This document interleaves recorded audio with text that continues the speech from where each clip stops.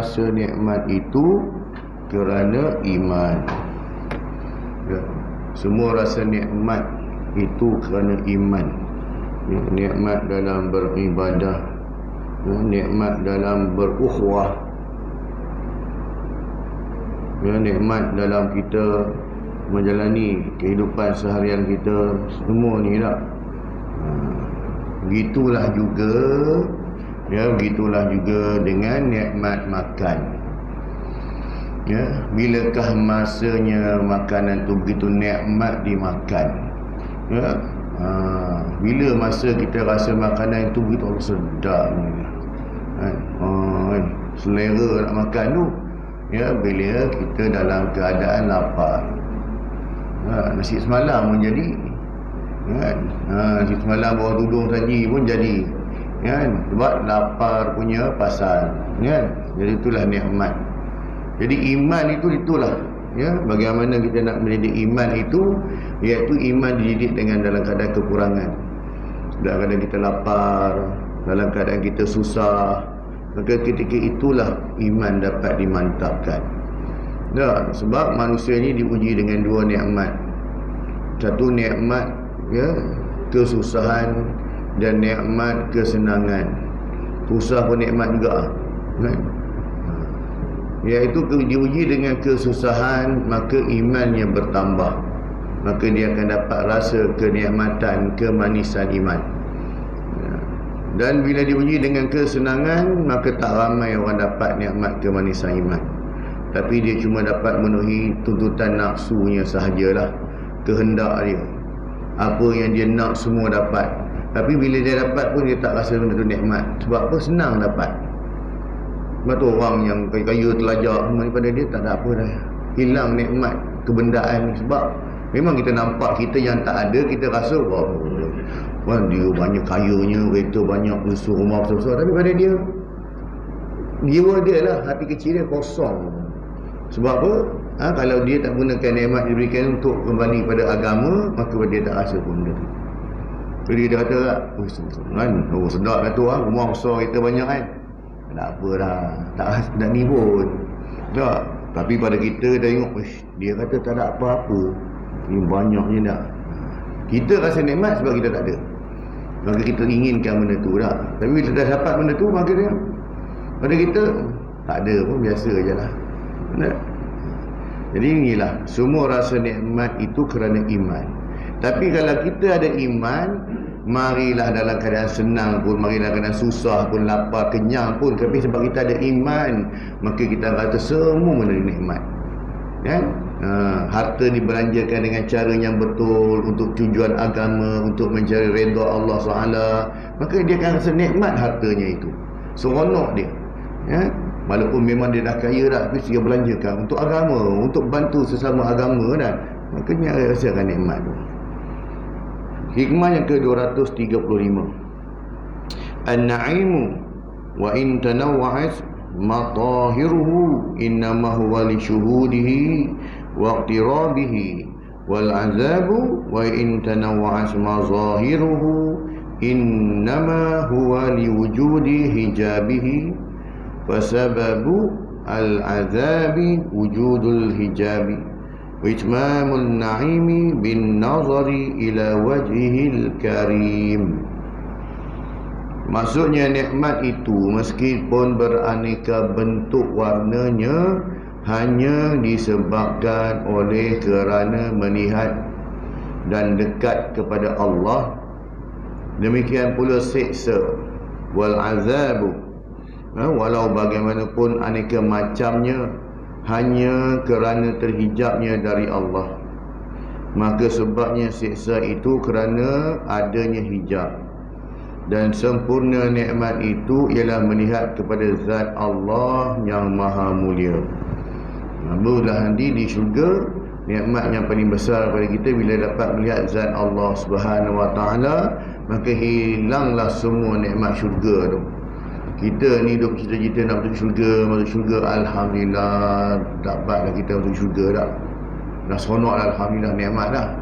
Tapi rupanya dalam syurga tu nikmat yang paling agung ialah dapat melihat wajah Allah, dapat melihat zat Allah. Habis dia lupa. tentang nikmat syurga. Tu nikmat paling tinggi tu. Firman Allah SWT, a'udzubillahi minasyaitonir rajim.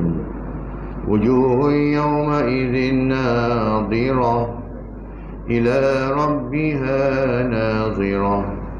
Maksudnya berapa wajah manusia kelak berseri-seri dapat melihat wajah Tuhannya. Ya? Jadi di sini tak ada nak takwil-takwil rupa wajah Allah tu macam mana ke tak.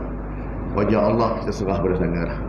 Sebab dalam sini sebut wajah Allah tu wajah Allah lah. Makanya tak ada lah kita nak kata kona sini, kona sana, kona sana. Ya? Sebab apa? Ya, hadis maka terjawablah di akhirat nanti, betul ke Allah ni berwajah, Allah ni bertempat, Allah ni nanti semua di sana nanti. Di dunia kita tak nak fikir, bukan bidang kita dan bukan tak sampai di akal pun. Kan tak payah fikir dunia ni. Jadi di sana nanti Allah sebut kau dapat tengok, dapat dah tengok. Tak payah kita nak fikir macam tengok macam mana.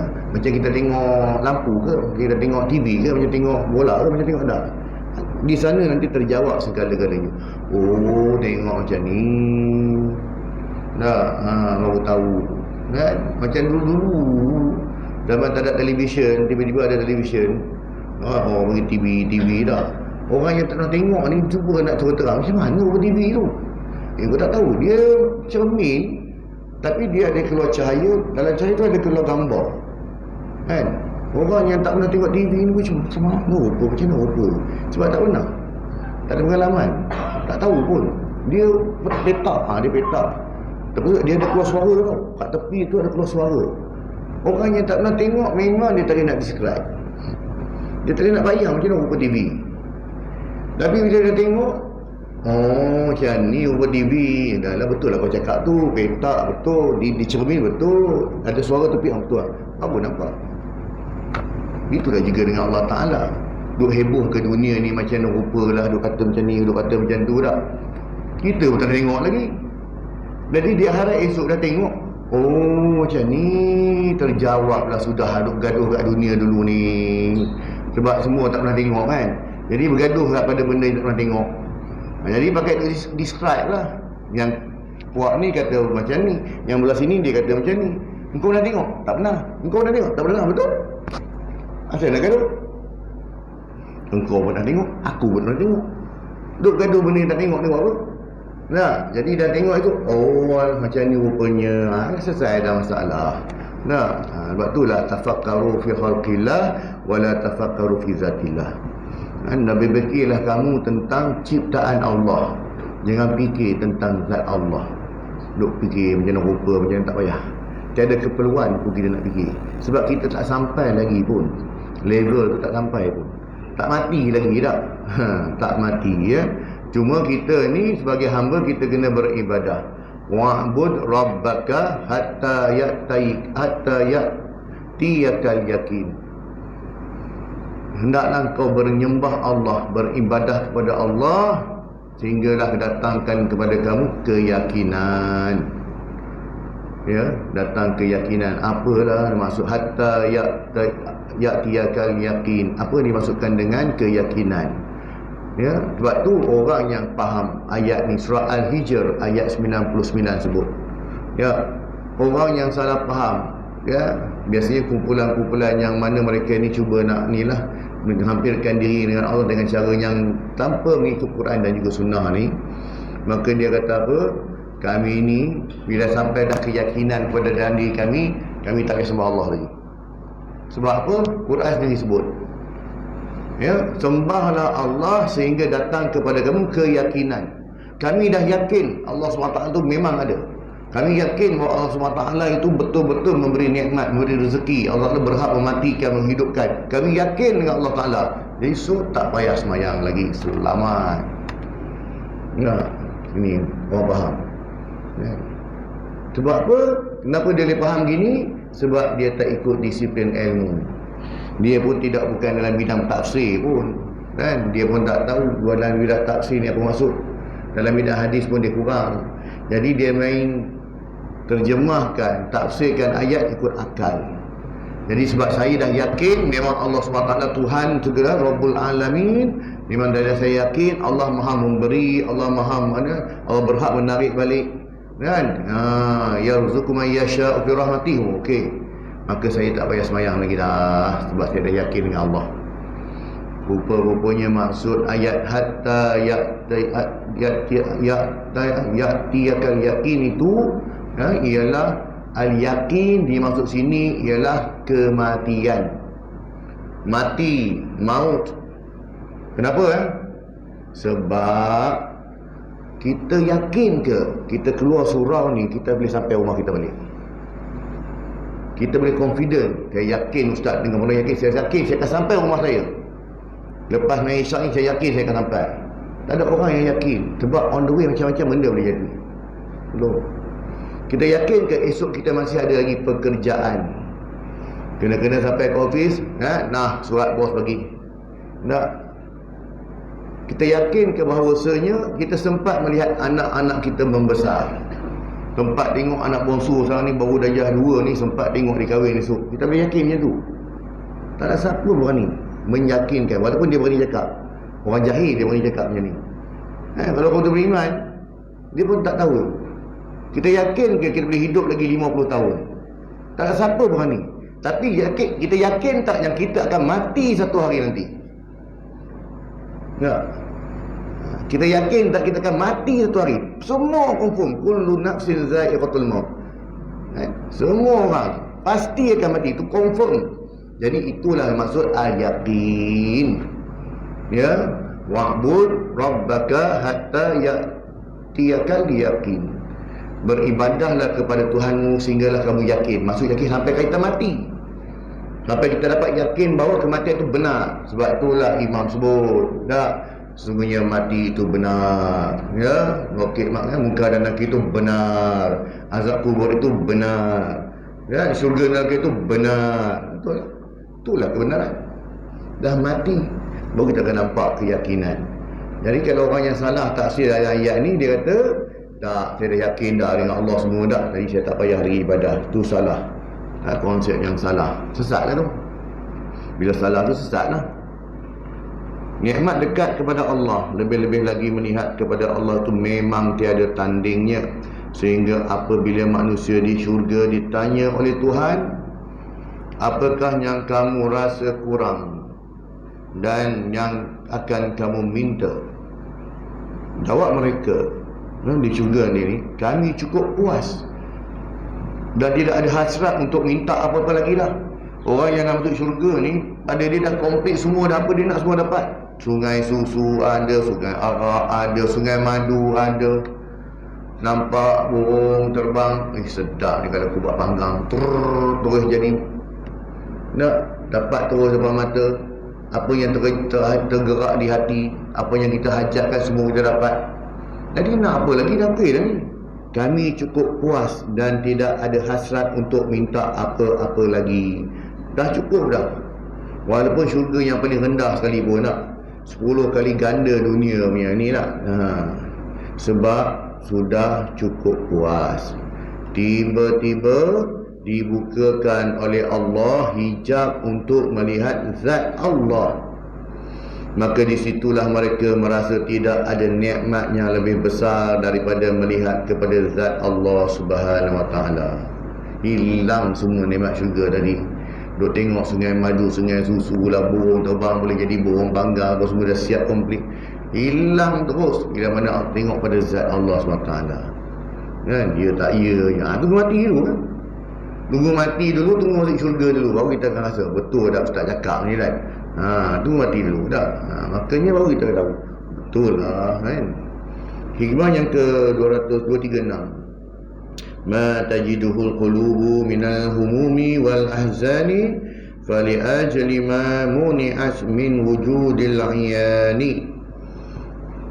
Maksudnya semua yang dirasakan oleh hati, perasaan, fikiran dari berbagai macam kerisauan itu, maka semata-mata kerana masih tertahan belum dapat melihat musyahadah kepada Tuhan Allah Subhanahu Wa Taala. Firman Allah Subhanahu Wa Taala menceritakan ketika Abu Bakar As-Siddiq radhiyallahu anhu bersama Rasulullah sallallahu alaihi wasallam di Gua Sur dalam peristiwa hijrah. Rasulullah dan Abu Bakar bersembunyi dalam gua Sur, di mana Abu Bakar risau dan sedih hati. Dia bukan risau sebab apa? Dia risau takut musuh datang nampak Rasulullah. Dia tak risau diri dia pun. Dah, dia risaukan takut ni Rasulullah ditangkap. Sedih hati. Langsung oleh Rasulullah SAW diingatkan, la tahzan innallaha ma'ana. Jangan risau, jangan sedih, sesungguhnya Allah berserta kami. Ya, Allah bersama dengan kita. Kan? Sebab itulah kenapa dalam peristiwa hijrah, ya, Allah kerahkan tentera-tentera ni jaga Nabi. Tapi tak nampak. Tak nampak. Tapi anything happen pada Rasulullah, tentera Allah akan tolong. Enggak?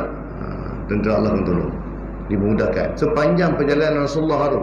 Tapi yang tadi zahirnya, apa yang Rasulullah nampak, apa yang Abu Bakar nampak, hanya mereka berdua je lah. Sepanjang perjalanan daripada Gua Sur pergi ke Madinah, ke Yasrib. Tetapi sebenarnya tentera Allah dah ready dah. Anything happen je kena. Kan dia orang kata ni. Kan? Tentera Allah dah ready dah ni. Apa tu dalam ayat pun sebut. Kan?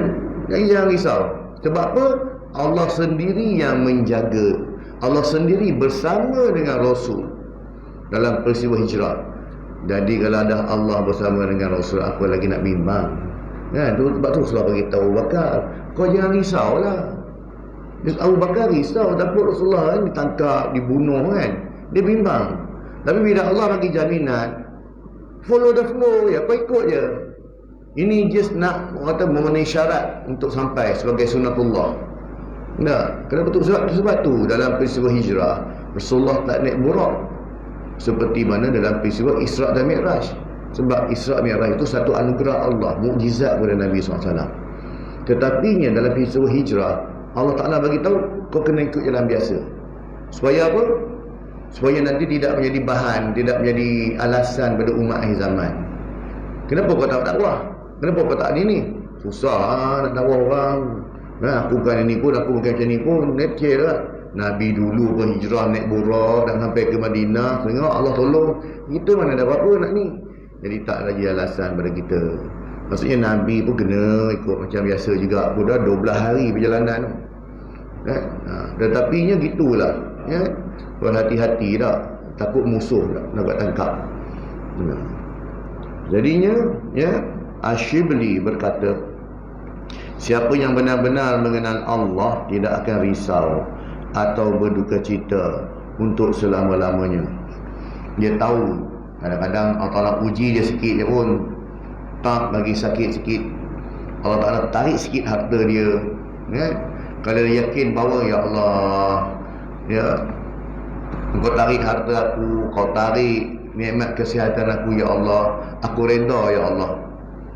Kan? Kalau Allah uji kita dengan kesakitan, ya Allah, tak ada masalah kau uji aku dengan kesakitan, ya Allah, aku redha.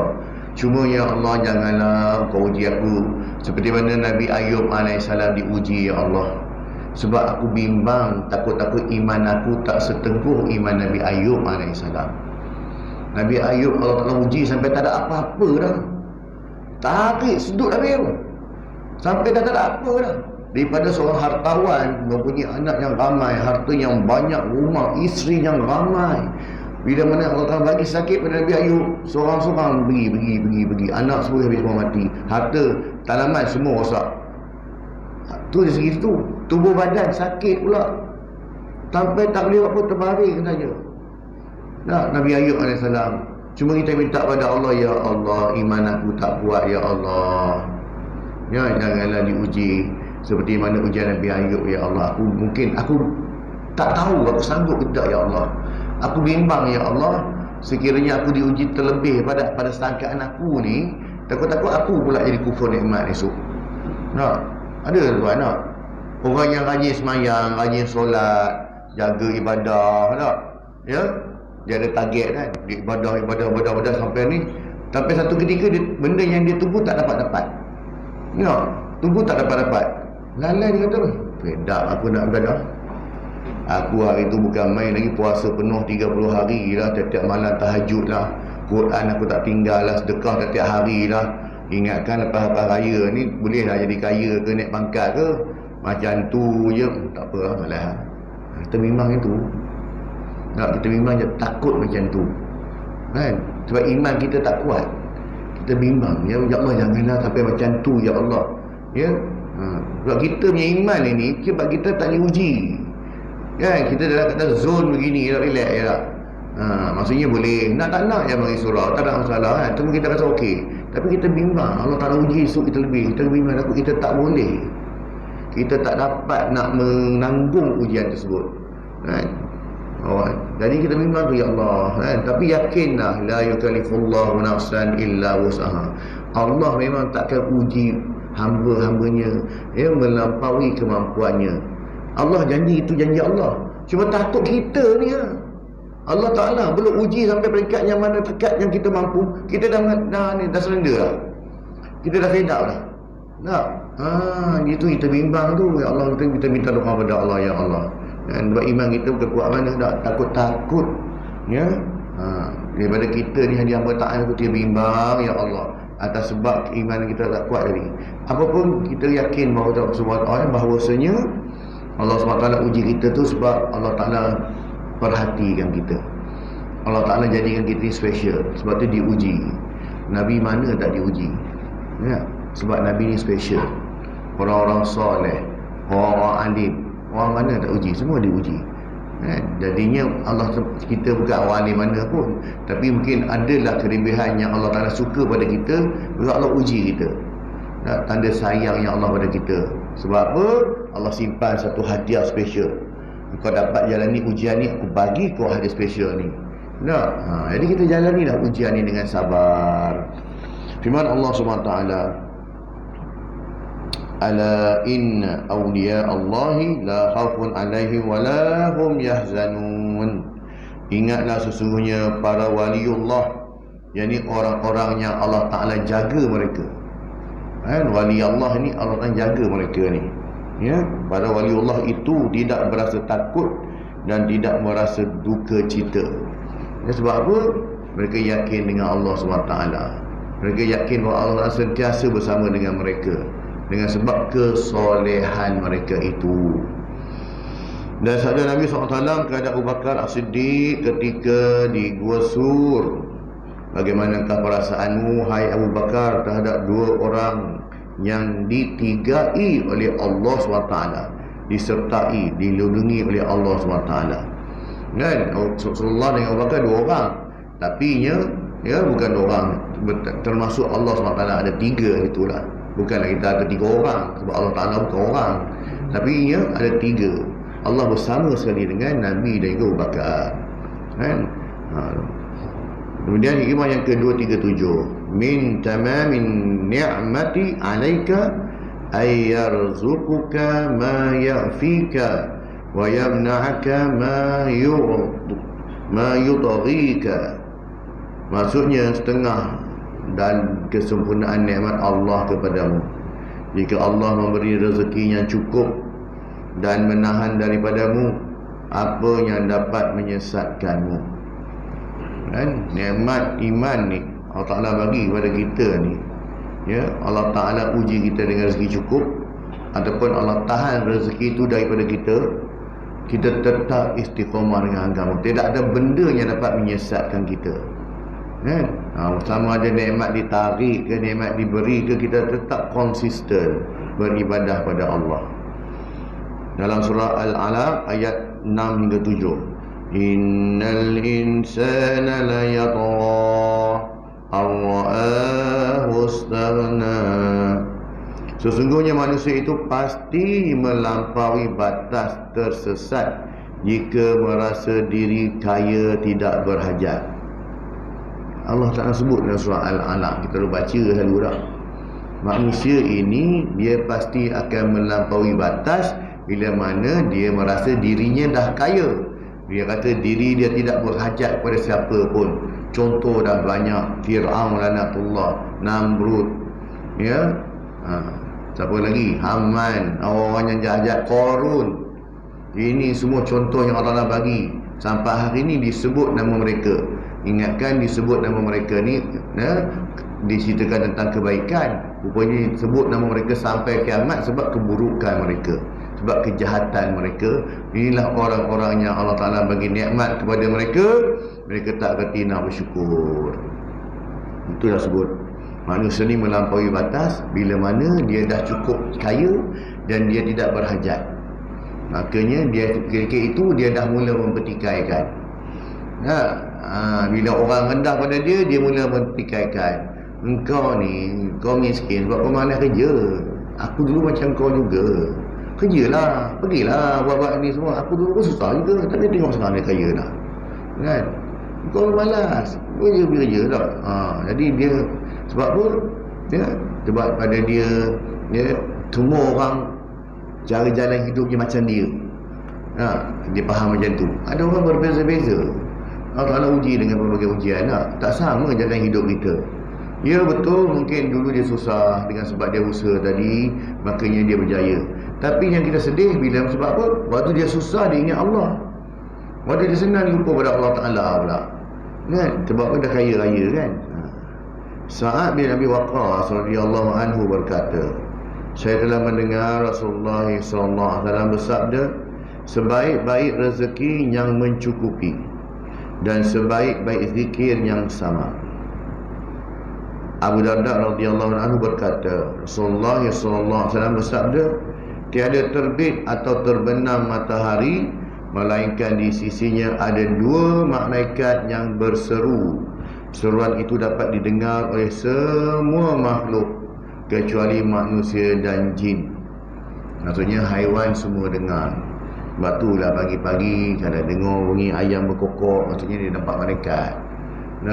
Pada malam pukul 3 pagi dengar anjing melolong tu, dia nampak lah jin dia, setan mana jahat.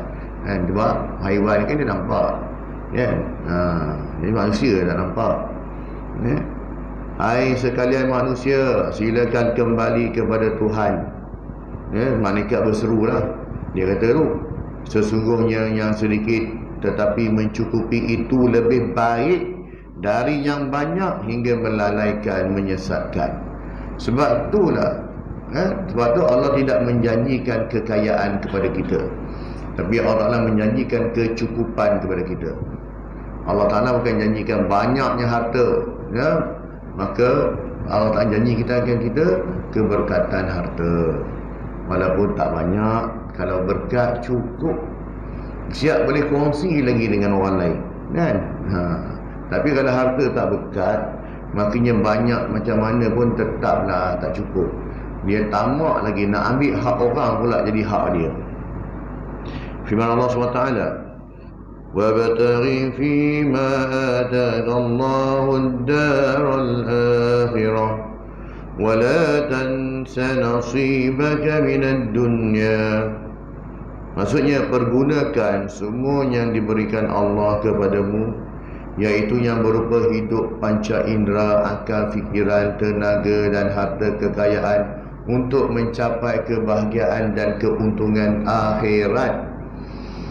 Dan jangan kau lupakan bahagianmu daripada dunia. Wala tansa nasibaka minad dunya. Jangan kau lupa hak kita di dunia ini, hak terhadap keluarga kita, hak terhadap diri kita, hak terhadap masa kita, hak terhadap jiran kita, hak terhadap saudara mara kita, hak terhadap ibu bapa kita, hak terhadap kawan-kawan kita, semua ada hak. Kan? Bukan suruh kita berkurung diri, beribadah saja sampai tak campur orang langsung, sampai tak peduli pun. Tapi time makan lapar pandai pula keluar cari makan. Atau duduk dah tak apa terus dah. Tak payahlah keluar-keluar lagi kan. Panggil pula pergi dapur cari bancuh kopi dan Nescafe apa semua kan. Masuk dah tak apa balik orang anak. Tak. Itu bukan Islam suruh lah. Itu orang yang salah faham tentang Islam. Salah faham. Yang bertapa-bertapa ni tu zaman Nabi Musa dulu betul. Cara mereka nak takarub pada Allah tak. Mereka bertapa duduk dalam gua lah, duduk celah mana lah.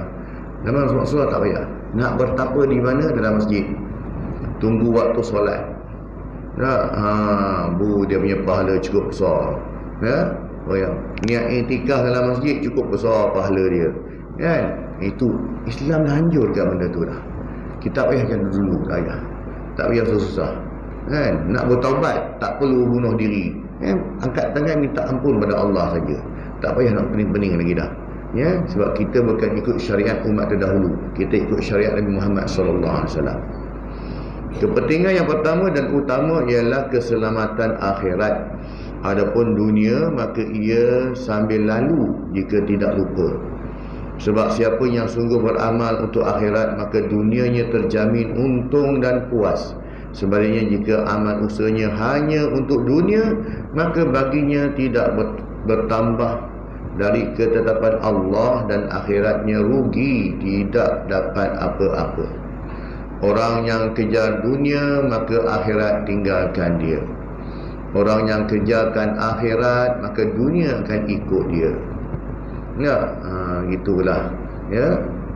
Orang yang minta gelas, dia dapat gelas je lah. Tapi orang yang minta air, confirm dapat gelas. Ya. Tak beri buah pun plastik lah. Dia dah air nak gelas mana dapat? Orang minta gelas, dapat gelas je lah. Kau ni betul-betul pembaris lah. Faham-faham dah. Aku minta gelas sekali dengan air lah. Oh, dia cakap minta. Tapi orang minta air confirm dapat gelas. Saya cakap pun, nah, bagi air sikit. Nak ambil air. Aku minta air. Tak apa, gelas. Ambil saja. Tapi kalau minta gelas, bagi gelas tu, gelas je lah. Kan? Kau takkan gelas je, air mana? Itulah bezanya tak? Ya, minta dunia, akhirat tinggalkan kita. Minta akhirat, dunia ikut kita. Jadi itulah dunia. Rasulullah SAW bersabda, laisal ghina an kasratil arad, walakinnal ghina ghinan nafs. Bukannya kekayaan itu dengan banyaknya harta benda, tetapi kekayaan yang sesungguhnya ialah kaya hati, tenang jiwa. Ghinan nafs, bukan kata kaya nafsu kan, jiwanya kaya. Orang yang miskin, tak, bukan ada kata miskin, orang yang tak berapa ni, B40 lah kita ni, B40. Tetapi dia dapat memberi. Kan, ni ambil dah pisang seorang sesisir ni, rumah tanam pisang itu, alhamdulillah tumbuh standar ni, pakai bagi seorang sesisir, ambil. Kan, ada ubi ke, ada sayur, apa benda tak, pakai kongsi-kongsi bagi. Ya, yang kawan ni haram. Kan, rumah bersusun bertingkat-tingkat, kan, kereta pun bersusun banyak kan, haram nak tolong orang. Kan, pergi mengerti, bila time bayar, bawa tak nampak. Kan, dandan lah, beg tertinggal lah. Kata nak bawa, tapi tolong lupa lah. Memang ada orang macam ni, ya, bakhil, orang panggil apa, ni lah. Kan, dia orang macam ni, ya. Bakhil dengan kikir. Ya. Ada yang bagus, tapi nak beritahu pada kita lah, sebenarnya orang yang kaya bukan segi sudut harta, jiwanya kaya. Dia walaupun B40 tak, tapi sebab ada benda yang dia nak kongsi bersama, dia bagi tak. Walaupun orang ni hartanya banyak, tapi kalau jiwanya miskin, saya cakap tadi lah, engkau miskin sebab kau malas. Orang ni malas, apa tak nak kerja, tak nak usaha. Itu orang yang miskin jiwa. Hartanya banyak tapi jiwanya miskin. Orang yang miskin tapi dia kaya jiwa, dia semua benda dia nak kongsi orang. Apa benda yang dia ada, dia pun nak kongsi orang. Macam tu sekali tak. Padahal dia orang kaya pun. Inilah yang pentingnya kaya jiwa. Kaya jiwa ni lebih penting daripada kaya harta. Ada orang yang kata nak tunggu kaya harta baru dia nak ni, tak ada tentu. Itu bukan jaminan. Nak kaya sekarang buat, nak bersedekah sekarang, bukan tunggu kaya baru nak bersedekah. Nak sekarang bersedekah, duit tak ada, 10 sen tak boleh, RM1 tak boleh. Bukan suruh letak RM10,000 pun. Bukan suruh letak RM100-RM500 pun nak tabung. RM1 tak boleh letak, RM50 tak boleh. RM50 tak boleh, takut bunyi. Betul juga kan. Dulu boleh lah. Kan, dulu sebab bila masuk tabung semua teng-teng-teng, okey lah tak. Sekarang tak boleh. Dan 50 sen takut bunyi. Bila bunyi dia rasa sah berapa. Oh, sah yang kedua. Oh, tengah-tengah. Oh, dia ni yang cap dia. Siapa yang ni tak. Ya, paling kurang RM1 lah. Tak ada masalah. Bukan tunggu kaya baru nak bersedekah. Sekarang time ada dia bagi. Walaupun sedikit. Sebab yang diukur bukan nilai, yang diukur ialah pemberian. Bukan tunggu nilai berapa banyak kita bagi dah. Ni kan pemberian itu. Tersebut dalam kitab-kitab terdahulu Allah SWT berfirman, sesungguhnya seringan-ringan hukumanku terhadap seorang alim jika dia condong kepada keduniaan, akan aku cabut daripadanya kelazatan bermunajat kepadaku. Ini yang berlaku pada siapa nama orang alim yang zaman Nabi Musa AS nak kan, Barshisha pula yang mana dia ni seorang alim, Allah Ta'ala bagi dia nikmat bermunajat pada Allah sampai dia boleh nampak malaikat di langit beribadah. Dalam surah Baqarah sebut kan, dia beribadah, dia boleh nampak malaikat kat atas beribadah kan.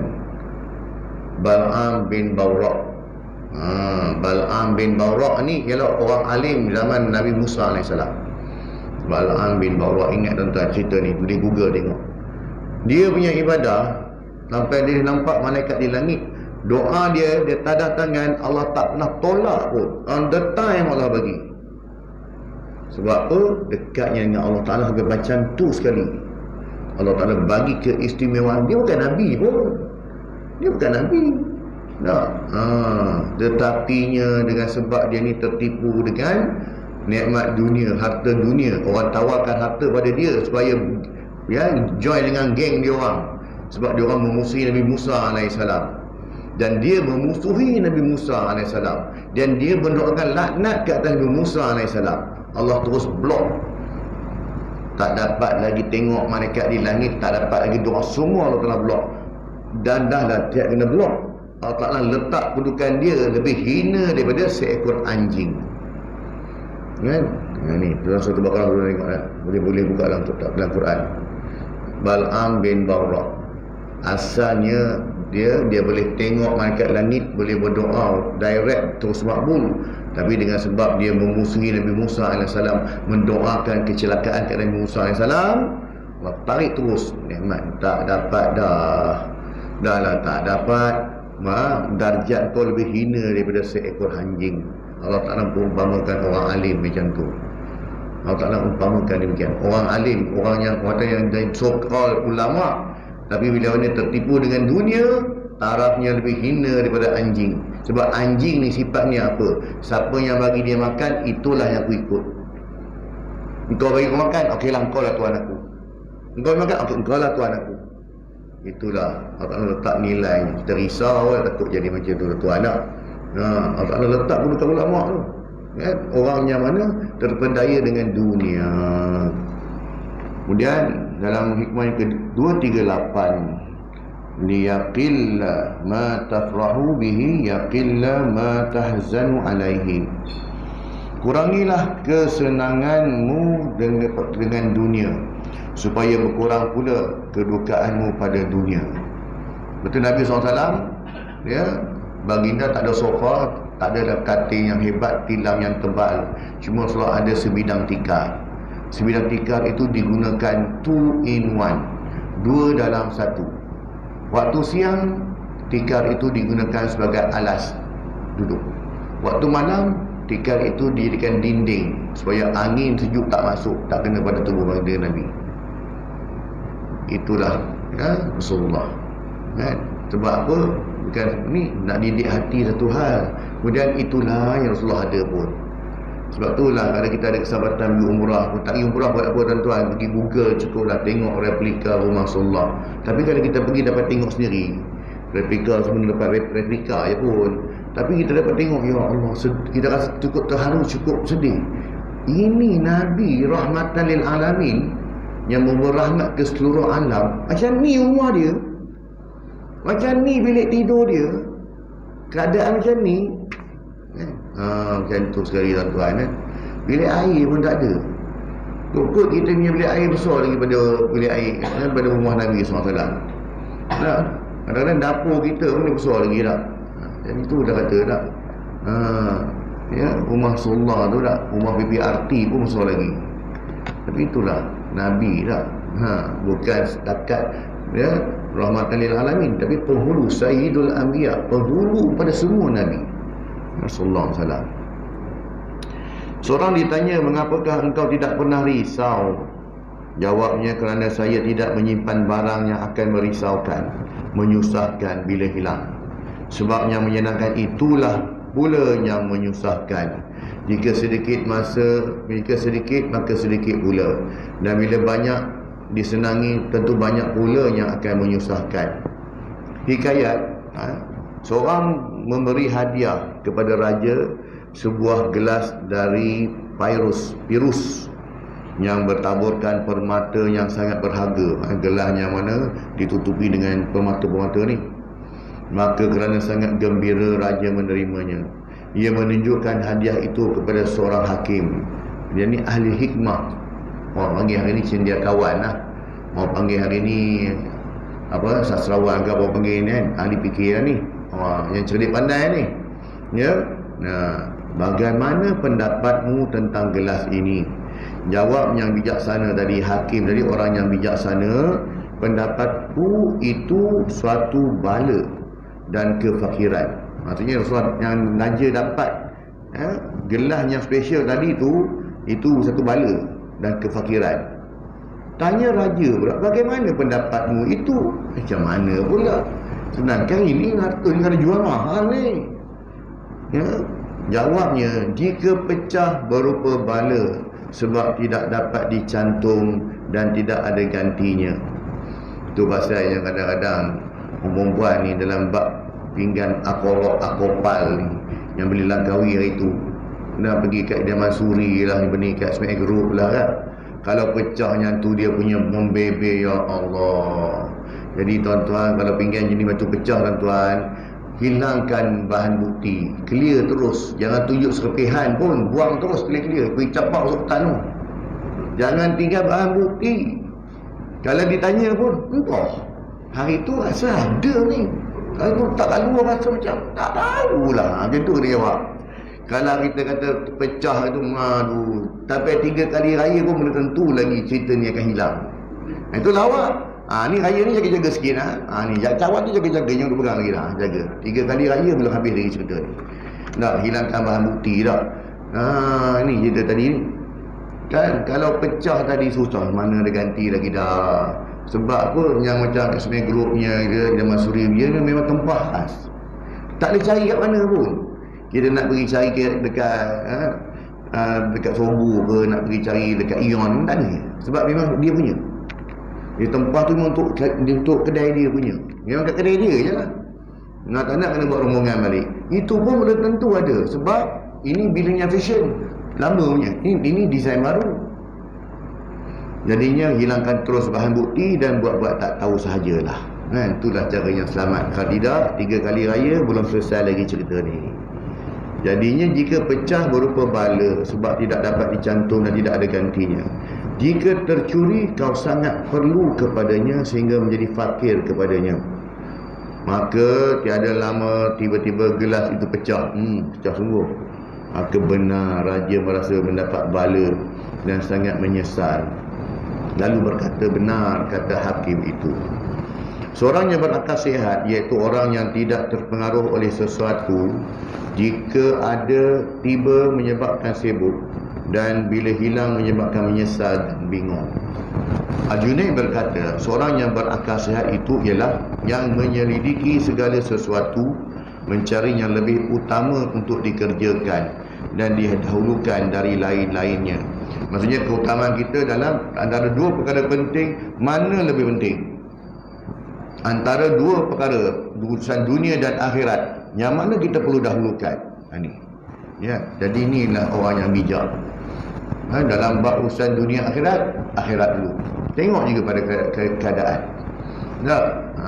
Seorang doktor yang menjalankan pembedahan, maka dia boleh tangguhkan solat sejak. Jamak solat pun boleh sebab nak selamatkan nyawa. Jadi keadaannya tak sama. Jangan kita kata antara dunia dan umum, antara dunia dan akhirat didahulukan.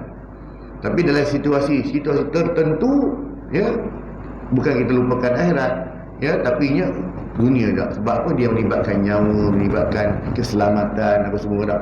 Itu. Jadi tengok pada situasi jugalah. Ya.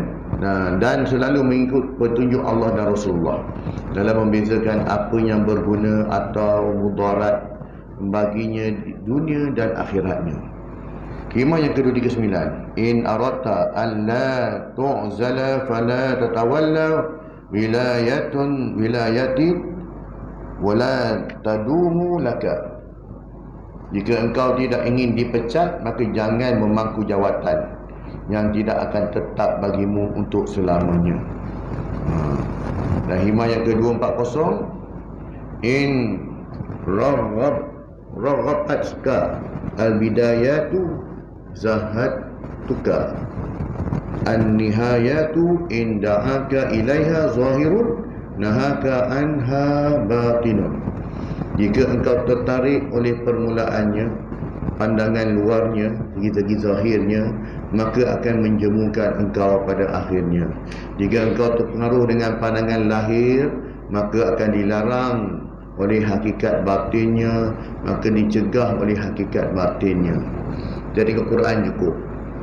Kalau pada kita hanya mengatakan bahawa Quran ni cukup sekali hatam, maka kita sekolah rendah dulu ataupun baru nak kahwin dulu maka hatam Quran, maka salahlah faham kita. Quran tu bukan nak suruh hatam macam tu. Quran itu suruh dibaca, ditadabbur. Maka kalau kita fikir gitu, maka kita akan susah, jemu, leceh nak baca Quran. Sebab sudah aku dah hatam dulu. Bila kau hatam? Masa darjah 6 hari tu. Darjah 6 hari tu sekarang berapa umur? Dah 50 lebih. Bukan cakap darjah 6 hari tu. Bila punya darjah 6 ni? Anak sampai 2-3 orang dah kahwin, dia hatam masa darjah 6 dulu. Jadi kena fikir balik lah. Belajarlah kan. Jangan jemu lah dengan Quran ni, jangan jemu, dia mujizat. Ya. Memang kedudukan itu pada lahirnya menarik tetapi pada hakikatnya amanat yang berat. Jarang orang yang selamat dari bahaya fitnahnya. Ini sebab 239 240 tadi sebenarnya dia bagi tahu pada kita, baik jawatan ke, nikmat dunia ke, dari segi lahirnya memang menarik. Tetapinya sekiranya kita dilalaikan dengan jawatan, dengan habuan tersebut, maka dia akan jadi satu penyesalan. Ini yang Rasulullah pesan kepada Abu Zar Al-Ghifari. Wahai Abu Zar, sesungguhnya jawatan itu satu penyesalan di akhirat nanti. Memang di dunia seronok kan, tapi di akhirat nanti satu penyesalan. Engkau akan merasa, ya Allah, bodohnya aku, kenapa lah aku terima, kenapa lah aku ambil, kenapa aku pikul, sedangkan aku tak sanggup. Tu. Tapinya kalau orang yang betul-betul melaksanakan amanah itu dengan baik, insya-Allah dia akan menjadi satu kebaikan. Sebab apa? Dia melaksanakan kebaikan itu untuk kepentingan awam. Jadi tengok pada orang. Ada orang pun dia boleh. Sayyidina Abu Bakar lah, Sayyidina Umar, Sayyidina Ali, mereka pegang jawatan khalifah. Memang saya ada orang tak nak. Tapi sebab dia faham ini ada jawatan ni satu amanah, maka mereka cuba buat sebaik mungkin. Tapi Rasulullah beritahu Razak, engkau tak boleh. Engkau tak boleh. Jadi kepada engkau nanti, kerana jawatan itu akan menjadi satu penyesalan. Jadi sebenarnya Rasulullah juga beritahu pada kita bahawasanya bagi orang yang betul-betul yang sanggup, maka silakanlah. Bagi orang yang try and error, memudaratkan orang, tak payahlah. Takut-takut akan memberi mudarat pada orang. Memang kedudukan itu padalah yang menarik tak? Tetapi pada hakikatnya amanah yang berat, jarang orang yang selamat dari bahaya fitnahnya. Firman Allah SWT, "I'lamu annama al-hayatud dunya la'ibun wa lahun wa zinatun wa tafahurun bainakum wa takasurun fil amwali wal awladi kamathali ghaythin a'jabaka al-kuffar nabatuhu thumma yahiju fatarahu musfarran thumma yakunu hutaman وفي الآخرة عذاب شديد ومغفرة من الله ورضوان وما الحياة الدنيا إلا متاع الغرور." Surah Al-Hadid ayat 20. Maksudnya ketahuilah bahawa kehidupan dunia ini hanya main-main, la'ibun wa lahwun, main-main dan hiburan dan perhiasan. Maksudnya benda ni tipu daya je, action je kan, fata morgana. dan bangga-banggaan dunia ni. Di antara kamu dan berlumba memperbanyak harta dan anak buah, bagaikan air hujan yang mengagumkan petani hasil tanamannya, kemudian berubah menjadi kering, maka terlihat menguning warnanya, kemudian menjadi sampah bahan bakar. Orang umpamakan nikmat dunia ni ibaratkan ladang, yang mana waktu hujan turun suburnya tanaman, tapi lama-lama akhirnya tanaman tersebut jika tidak dimanfaatkan, dia akan menguning, dia akan hancur jadi sampah je. Sedang di akhirat tersedia seksa yang berat, di samping ada pula pengampunan Allah dan keredaannya. Dan tiadalah kehidupan dunia kecuali kesenangan yang menipu. Wa mal hayatud dunya illa mata'ul ghurur. Mata'ul ghurur, kesenangan yang menipu. Rasulullah SAW bersabda, hubbud dunya ra'su kulli khati'atin. Cinta pada dunia itu pokok kepala, apalah punca dari segala dosa. Sebab cinta dunia. Kemudian 241, ya, hikmah yang ke-241, innama ja'alaha mahallan lil aghyari wa ma'dinan lil aqdari tazhidan laka fiha. Sesungguhnya Allah sengaja menjadikan dunia ini tempat kerosakan dan sumber kerusuhan untuk menjemukan kau terhadap dunia. Nak dunia tak aman, dunia tak ni nak, Allah Ta'ala antara cara sebab kita nak fokus, ya, kepada Allah Ta'ala. Rasulullah SAW sabda, izhad fid dunya yuhibbukallah wazhad fiha indan nas yuhibbukan nas. Jauhkan dirimu dari tipuan dunia, nescaya Allah suka kasih kepadamu. Dan jauhkan dirimu dari hak-hak orang, nescaya disukai orang.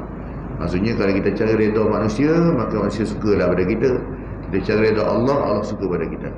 Imam Ali radhiyallahu anhu menulis surat kepada Salman Al-Farisi radhiyallahu anhu, sesungguhnya dunia ini bagaikan ular licin pegangannya, namun membunuh bisanya, racunnya. Kerana itu abaikanlah, berpalinglah daripadanya dan dari apa yang mengagumkan engkau, kerana sedikitnya yang dapat engkau bawa sebagai bekal. Dan jangan risau terhadapnya, kerana engkau yakin akan berpisah padanya. Dan letakkan kesenanganmu dalam kewaspadaanmu terhadap apa-apa yang ada di dalamnya. Sebab orang di dunia apabila ia mulai senang tenang, langsung dibawa ke jurang bahaya dan binasa. Nak cerita pada kita, dunia ni macam ibarat ular yang beracun. Orang yang tak kenal ular ni tak, seronok dia tengok lenggok ular sana, lenggok ular sini tak. Yang kira bila itu bulan lepas, yang anggota bomba yang mati kena batuk ular kan. Padahalnya dah pakai safety dah tu, dah ikut SOP dah tu. Memang dia dah 10 tahun dah main dengan ular ni. Dalam bab nangkap ular ni memang dah kerja dia dah, memang dah tahu dah. Tapi itulah ajal maut tu tengah Allah. Walaupun ikut SOP dah pakai semua dah, kena juga. Kita batuk kan mati. Ular tak, itu cerita dah. Kan sama juga dengan seorang yang bela ular. Kan dia bela ular sawa kan. Dia bela ular sawa tu, makanya dia tengok ular dia ni tak nak makan. Bila ular tu dah besar, kan, ular tu dah tak nak makan. Dia kata, ular tak nak makan. Dia bagi makan, tak nak makan. Dia risau, takut sakit. Awak nak pergi jumpa dengan doktor lah, bahagian ni lah, nak cek ular ni. Maka bila tengok pada saiz ular tu, maka dia beritahu bahawasanya ular saya tak nak makan dah. Dekat 2 minggu dia tak makan. Pelik lah, tunggu tak dia makan. Engkau tahu kenapa dia tak makan? Sebab apa? Dia sedang menyediakan diri dia nak makan engkau. Sebab tu dia nak bagi diri dia nak betul-betul lapar. Dia nak makan tuan dia. Sebab dia orang selama dia dah bela ular, tidur dengan ular lah, apa semua dah. Kan, kalau belah harap ular lagi lah, tidur dengan singa lah, tidur dengan apa dah. Binatang liar, binatang ganas, dia tetap ganas. Walaupun kita bagi dia makan sayur, tak boleh. Tak, nasib baik dia pergi buat jumpa dengan ni.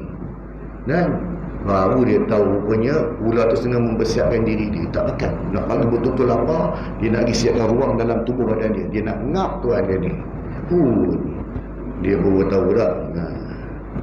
Seorang hakim berkata, dunia ini bagaikan impian orang tidur. Kesenangannya bagaikan bayangan awan. Kejadian-kejadian bagaikan anak panah yang mengenai sasarannya. Sedang syahwat-syahwatnya bagaikan sesuatu yang beracun, dan godaannya bagaikan gelombang yang besar. Ini kata hikmah ni dah. Jadi dunia ni umpamanya seperti kita nak tidur. Bahaya adalah impian. Seronok dan tidur mimpi-mimpi kan. Mimpi. Dan yang kedua-tiga-dua, hikmah yang kedua-tiga-dua. Alima annaka la taqbalun nusha al-mujarrada fazawwaqaka min zawaqiha ma yusahilu alaika wujuda firaqiha. Maksudnya Allah telah mengetahui bahawa engkau tidak dapat menerima nasihat yang hanya berupa teori kata-kata. Ya, sebab itulah Nabi bukan bawa teori, Nabi bawa seringan amali sekali. Kerana itu Allah merasakan kepadamu rasa pahitnya untuk memudahkan bagimu cara meninggalkannya.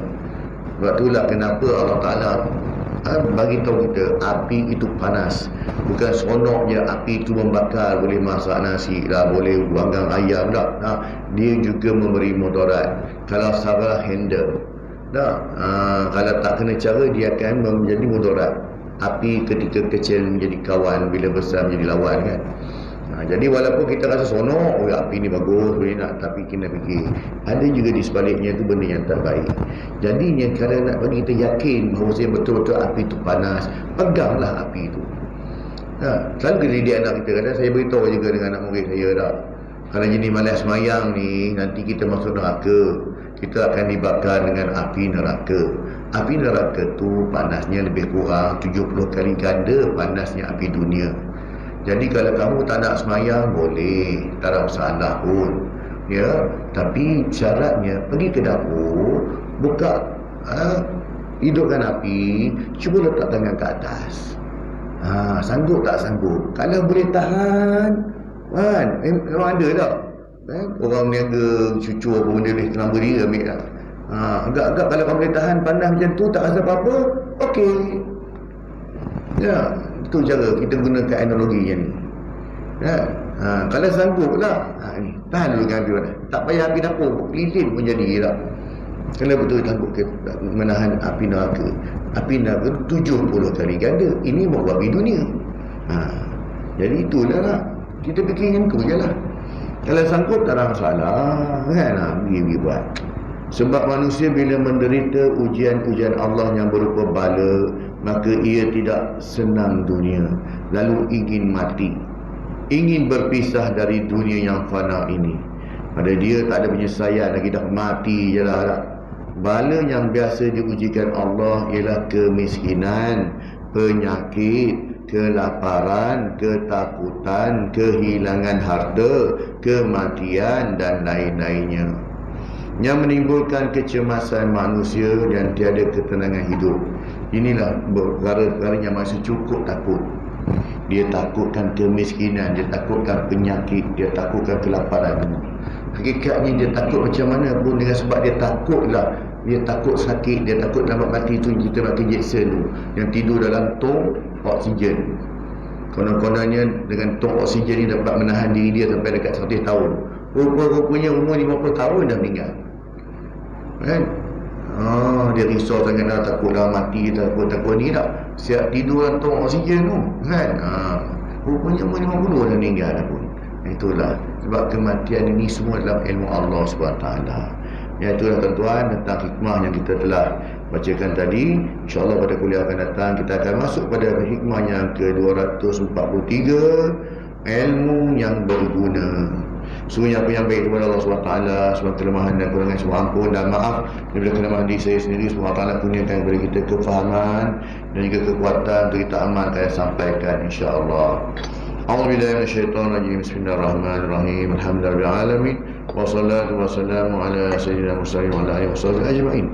Allahumma rabbana zidna ilma warzuqna al-fahma wa 'amalan maqbula. اللهم اجعل جمعنا هذا جمعا مرحوما وتفرقنا من بعد تفرقا معصوما. اللهم ربنا آتنا في الدنيا حسنة وفي الآخرة حسنة وقنا عذاب النار. وصلى الله على محمد وعلى آله وصحبه وسلم والحمد لله رب العالمين.